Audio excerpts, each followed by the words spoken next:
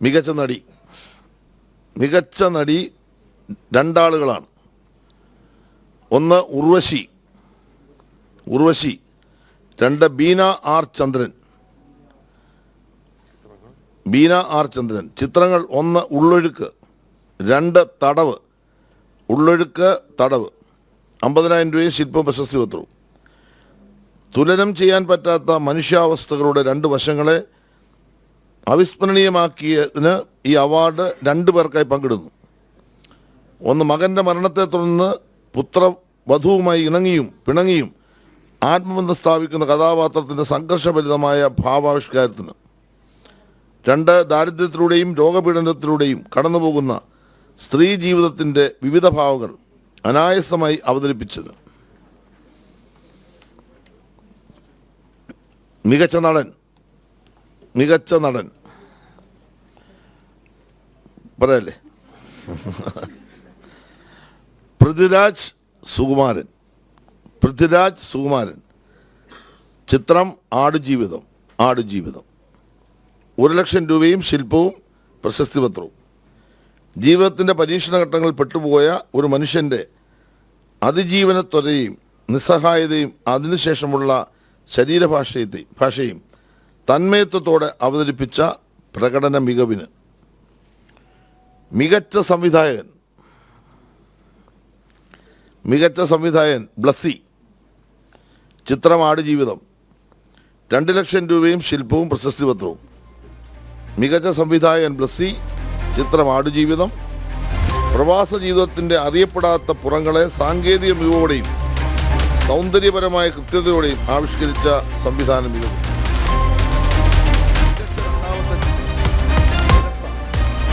രണ്ടാമത്തെ ചിത്രം ഇരട്ട. സംവിധായകൻ രോഹിത് എം ജി കൃഷ്ണൻ. നിർമ്മാതാവ് ജോജു ജോർജ്. അപ്പു പാത്തു പപ്പു പ്രൊഡക്ഷൻസ് ഹൗസ്. നിർമ്മാതാവിന് 1,00,000 രൂപയും ശില്പവും പ്രശസ്തി പത്രവും. സംവിധായകൻ 1,00,000 രൂപയും ശില്പവും പ്രശസ്തി പത്രവും. ദുരിതപൂർണമായ ബാല്യത്തെയും കുറ്റബോധത്തെയും മനഃശാസ്ത്രപരമായി സമീപിച്ചുകൊണ്ട് തികഞ്ഞ കൈയൊതുക്കത്തോടെയും ഘടനാപരമായ ദൃഢതയോടെയും ഉദ്വേഗജനകമായ പ്രമേയത്തിൻ്റെ ആഖ്യാനം നിർവഹിച്ചത്. മികച്ച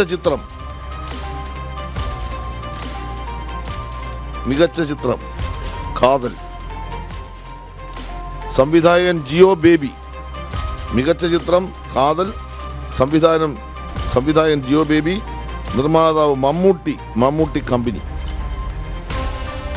നിർമ്മാതാവിന് 2,00,000 രൂപയും ശില്പവും പ്രശസ്തി പത്രവും.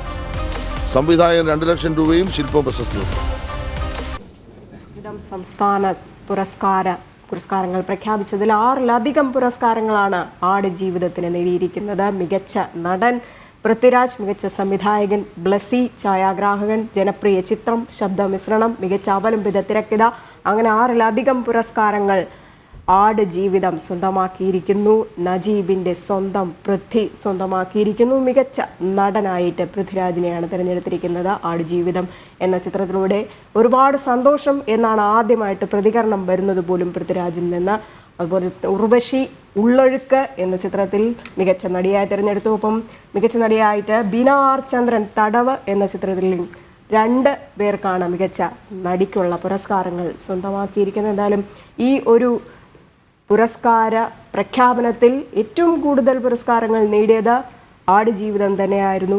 മികച്ച കഥയ്ക്കും അതുപോലെ തന്നെ അവലംബിത തിരക്കഥയ്ക്കും സംവിധായകനും ഛായാഗ്രാഹകനും ഉൾപ്പെടെ നിരവധി പുരസ്കാരങ്ങളാണ് വാരിക്കൂട്ടിയത്. അതുപോലെ ഇരട്ട മികച്ച 2ാമത്തെ ചിത്രമായിട്ടും തിരഞ്ഞെടുത്തു.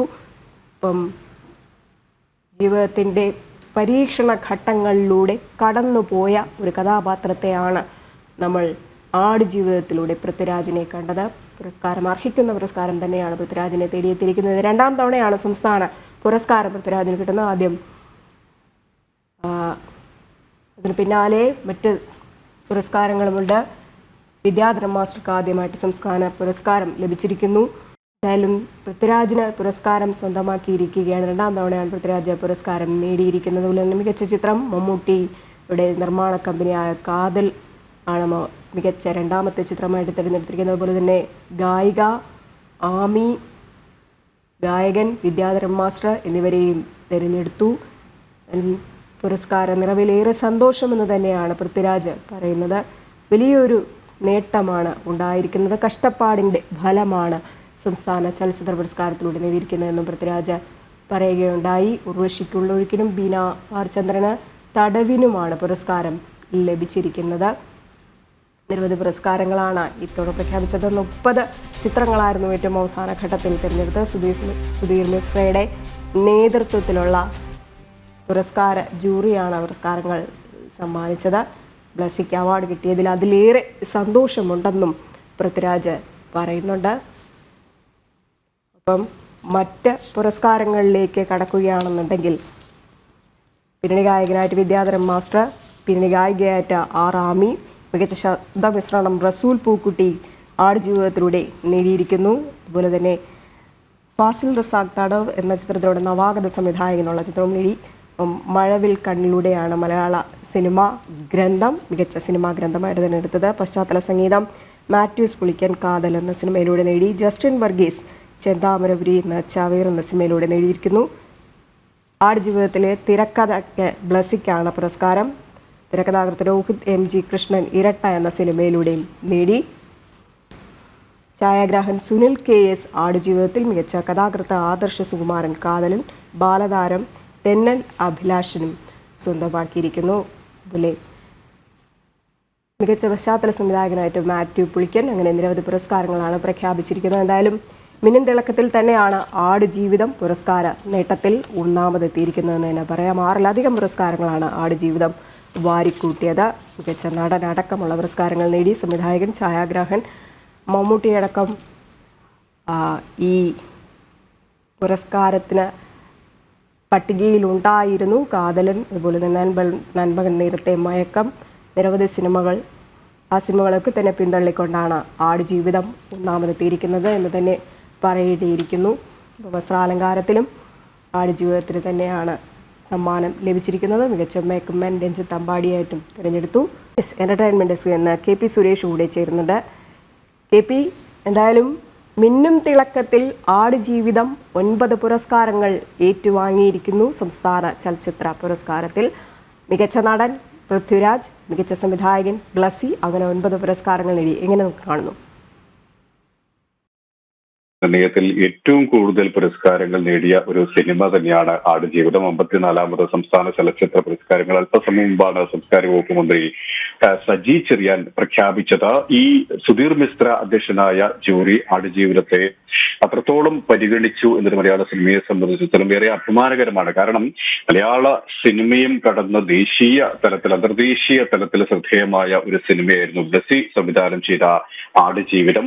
അതിൽ പൃഥ്വിരാജ് എന്ന നടന്റെ അഭിനയ മികവിനെ മറ്റ് ഭാഷയിലെ അഭിനേതാക്കളും സംവിധായകരുമടക്കം പ്രശംസിച്ച ഒരു സാഹചര്യം നമുക്ക് ആ ഒരു സിനിമ ഇറങ്ങിയ സമയത്ത് തന്നെ കാണാൻ സാധിച്ചിരുന്നു. ഇപ്പോൾ മലയാള സിനിമ ചലച്ചിത്ര അവാർഡ് പ്രഖ്യാപനത്തിൽ 9 അവാർഡുകൾ ആടുജീവിതം വാരിക്കൂട്ടുമ്പോൾ അത് ദേശീയ പുരസ്കാരത്തിലേക്കുള്ള ഒരു മുന്നൊരുക്കം തന്നെയാണ് എന്ന് നമുക്ക് നിസ്സംശയം പറയാൻ സാധിക്കും. കാരണം അത്രത്തോളം മികച്ച ഒരു അഭിനയ മുഹൂർത്തങ്ങൾ തന്നെയാണ് ആടുജീവിതം എന്നുള്ള ആ ഒരു സിനിമ നജീബ് എന്ന കഥാപാത്രത്തിലൂടെ പൃഥ്വിരാജ് ഗംഭീരമാക്കിയ ആ ഒരു പ്രവാസ ലോകത്തെ ഒരു മലയാളി, സാധാരണക്കാരനായ മലയാളി എത്രത്തോളം ദുരിതം അനുഭവിച്ചു, അദ്ദേഹത്തിന്റെ വ്യക്തി ജീവിതത്തിൽ അദ്ദേഹത്തിന്റെ മാനസിക സംഘർഷം എത്രത്തോളം അനുഭവിച്ചു, ഈ 2 ഭാഗങ്ങളും അത്രത്തോളം കൃത്യതയോടെ അവതരിപ്പിക്കാൻ, അഭിനയിച്ച് പൊലിപ്പിക്കാൻ പൃഥ്വിരാജിന് സാധിച്ചു എന്നത് നമുക്കറിയാൻ സാധിക്കും. അതിനെ മാസങ്ങളും വർഷങ്ങളും നീണ്ട മുന്നൊരുക്കങ്ങൾ തന്നെയാണ് പൃഥ്വിരാജ് നടത്തിയത്. അദ്ദേഹത്തിന്റെ ശാരീരിക അവസ്ഥയെ മാറ്റിയെടുത്തു, അദ്ദേഹത്തിന്റെ മാനസിക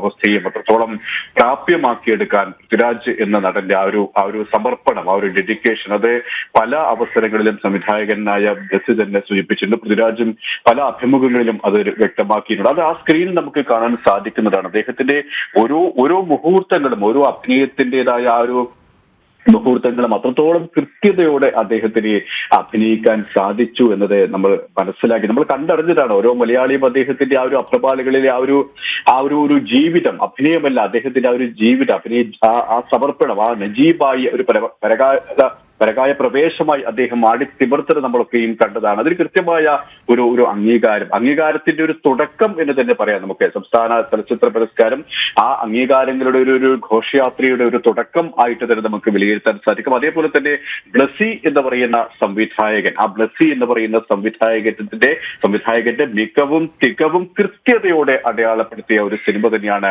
ആടുജീവിതം എന്ന കാര്യത്തിൽ സംശയമില്ല. മലയാളത്തിൽ എക്കാലത്തെയും ഹിറ്റുകൾ ഒരുക്കിയ, എക്കാലത്തെയും മികച്ച അന്തർദേശീയ ദേശീയ പുരസ്കാരങ്ങളടക്കം ഒരുക്കിയ ഒരു സംവിധായകനാണ് ബ്ലസ്സി എന്ന കാര്യത്തിൽ ഒരു സംശയമില്ല. അദ്ദേഹത്തിന്റെ സിനിമകളെ കുറിച്ച് നമ്മൾ നിരന്തരം മുൻപ് സംസാരിച്ചതുമാണ്. അദ്ദേഹത്തിന്റെ ആ ക്രാഫ്റ്റ്, ബ്ലസ്സി എന്ന സംവിധായകന്റെ ആ ഒരു ക്രാഫ്റ്റ് എത്രത്തോളം മികവാർന്നതാണ്, അത് പ്രേക്ഷകന്റെ മനസ്സിനെ എത്രത്തോളം ആഴത്തിൽ സ്പർശിക്കുന്നതാണ്. പത്മരാജൻ എന്ന മലയാളത്തിന്റെ നശ്വരനായ സംവിധായകന്റെ ശിഷ്യനായി മലയാള സിനിമയിലേക്ക് രംഗപ്രവേശം ചെയ്ത ബ്ലസ്സി ഒരുക്കിയ പിന്നീടുള്ള എല്ലാ സിനിമകളും അദ്ദേഹം എങ്ങനെയാണ് പ്രേക്ഷകരുമായി സംവദിക്കുക, പ്രേക്ഷകരെ ആവശ്യമായ ഘടകങ്ങൾ എന്തൊക്കെയാണ്, അത് കൃത്യമായി സന്നിവേശിപ്പിക്കുന്ന ഒരു സംവിധായകനാണ്. അവിടെയാണ് ബെന്യാമിന്റെ ആടുജീവിതം എന്നുള്ള ഒരു കഥയും തിരക്കഥയും അദ്ദേഹം അഭ്രപാളിയിലേക്ക് ഒരുക്കിയത്.